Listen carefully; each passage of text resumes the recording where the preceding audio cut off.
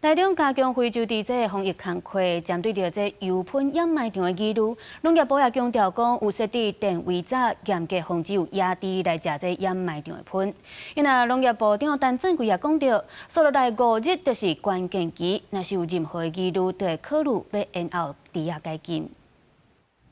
台中市猪场爆发非洲猪瘟，目前进入第3阶段的强化工作。因为也伫咧病毒潜伏期，农业部强调，这个阶段是关键期，袂当放松。下阶段严防猪接触喷、设置电飞离、含挂线自动相机监测，已经启动17个喷掩埋场的巡查工作。 那目前已经完成了雾峰还有后里这2个厨余掩埋场附近，已经设置了12台的自动相机，其余的我们也会尽快的去完成这些自动相机的架设。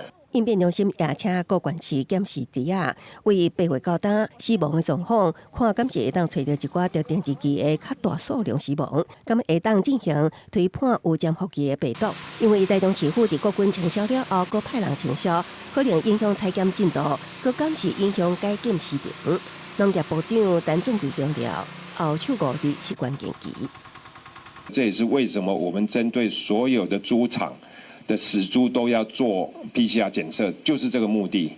哦，那如果说有任何的怀疑的话，我们就会考虑延后了。因为伫这疫情，猪仔禁运禁台连续管制15日，预估会有超过30万只猪等待就饲。农业部会邀集饲猪协会等单位开会讨论。